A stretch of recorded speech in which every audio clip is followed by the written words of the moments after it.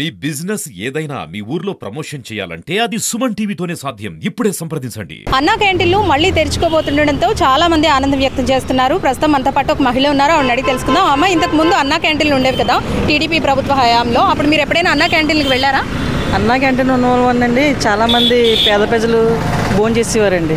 చాలా పేద ప్రజలకి, స్టూడెంట్స్కి, మాలాంటి వాళ్ళ బయటికి వెళ్ళి పని చేసుకున్న వాళ్ళకి వాళ్ళందరికీ చాలా ఉపయోగం ఇచ్చిందండి. అది దానివల్ల ఏంటంటే తీసేసిన వాళ్ళు చాలామంది ఇబ్బంది పడ్డారండి.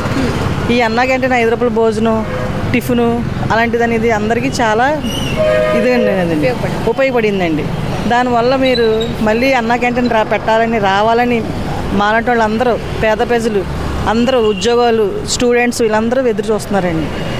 ఇంతకు ముందు మీరు అన్నా క్యాంటీన్ ఉన్నప్పుడు ఎప్పుడైనా భోజనం చేశారా? చేశానండి. ఇలా హాస్పిటల్కి వెళ్ళేటప్పుడు, ఏమన్నా ఎక్కడికైనా బయటికి వెళ్ళేటప్పుడు అటువంటి టైంలో భోజనం చేసేవాళ్ళం అండి. ఎలా ఉంటుందండి భోజనం? చాలా బాగుంటుందండి. కూరలు, 2 రకాల కూరలు, సాంబార్, రైస్, వాటరు ఇలా అన్నీ సప్లై కూడా చాలా బాగా చేస్తారండి వాళ్ళు. దానివల్ల మనం మళ్ళీ చంద్రన్న పెట్టాలని కోరుకుంటున్నామండి అన్నా క్యాంటీన్ తప్పకుండానండి. ఓకే, థ్యాంక్ యూ అండి. ఎంతో మంది పేద ప్రజలకు ఆహారాన్ని అందించే ఈ పథకం ఇంతకు ముందు సక్సెస్ అయింది, గత ప్రభుత్వ హయాంలో మూతవేయబడింది, మళ్ళీ ఇప్పుడు తెరుచుకుంటుంది. మీ అభిప్రాయం ఏంటి? సక్సెస్ అయిన తర్వాత దాన్ని కొనసాగించాలండి. పేరు మార్చినా పర్లేదు తప్ప కొనసాగించడం మంచిది.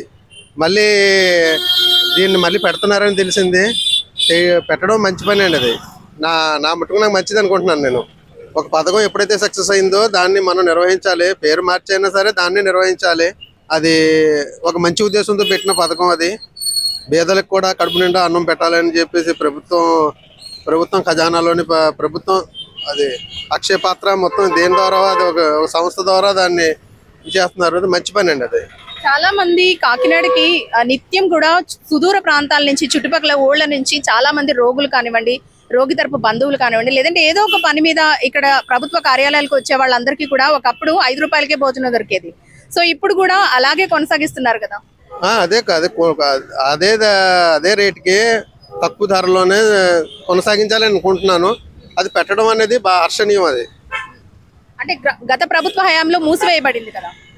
అదే నేను చెప్తున్నాను కదమ్మా, అది ఒక పథకం సక్సెస్ అయిన తర్వాత దాన్ని వేరే పార్టీ పెట్టిందని చెప్పేసి దాన్ని ఆఫ్ చేయకూడదు, కొనసాగించాలి అనేది నా ఉద్దేశం. ఇంతకు ముందు ఈ పథకం కొనసాగినప్పుడు మీరు భోజనం చేశారు అక్కడ? అన్నా క్యాంటీన్లో నేను చేయలేదు, కానీ నా మట్టుకు అది మంచి పథకం. అది దాన్ని కొనసాగించాలని నేను కోరుకుంటున్నాను. ఎంతో మంది పేద ప్రజలకు అన్నాన్ని అందిస్తారు. పేద మధ్య తరగతి కుటుంబాలకి, వేరే ఊరు నుంచి వచ్చే వాళ్ళకి, కూలీలకి, వాళ్ళకి అన్నం పెట్టడం అనేది మంచిది. అది మంచి పని. అది కూడా తక్కువ ఖర్చులోనే ప్రభుత్వం పెట్టడం అనేది మంచి పని. అన్న, ఇప్పుడు అన్నా క్యాంటీన్లు అనేవి తిరిగి ప్రారంభం అవుతున్నాయి కదా, అసలు దీని మీద మీ అభిప్రాయం ఏంటి? ఎందుకంటే ఎంతో మందికి ఆహారాన్ని అందించే, 5 రూపాయలకే ఆహారాన్ని అందించే అన్నా క్యాంటీన్ అనే పథకం గత ప్రభుత్వ హయాంలో నిర్లక్ష్యానికి గురైంది, పూర్తిగా మూసివేయబడింది. ఇప్పుడు మళ్ళీ తెరుచుకుంటుంది కదా, దీని మీద మీ అభిప్రాయం ఏంటి? అన్నా క్యాంటీన్ మళ్ళీ ప్రారంభించిన ప్రజలకి అందరికీ చాలా శుభసూచకమమ్మా. ఇన్నాళ్ళు మార్నింగ్ 5 గంటల నుంచి సాయంత్రం 12 గంటల వరకు మధ్యాహ్నం భోజనం, ఉదయం టిఫిన్ కూడా పెట్టేవారు. 5 రూపాయల టిఫిన్ కూడా మేము చేసాము మా అక్కడ అన్నా క్యాంటీన్ దగ్గర, పార్కు దగ్గర అండి. అలాగే భోజనం పెట్టడం కూడా ప్రజలందరికీ మంచి జరుగుతుంది. ముఖ్యంగా భవన కార్మిక నిర్మాణ సంస్థలో పనిచేసే ప్రతి ఒక్కరికి ఇది అడ్వాంటేజ్గా ఉంటుంది. ఒక తాపీ మేస్త్రి అవనండి, ఒక వడ్ర మేస్త్రి అవనండి, ఒక పెయింటర్ అవనండి, ఒక తాపీ మేస్త్రి అండి, ఎవరైనా సరేనండి ఒక దూర ప్రాంతాలకు వెళ్ళాలంటే అండి ఇది ఉపయోగపడుతుందండి. మార్నింగ్ వాళ్ళు 6 to 2 o'clock కంటిన్యూ చేస్తారమ్మా. చేయడం వల్ల ఏంటంటే క్యారేజ్ చేయడం తక్కువ అవుతుంది.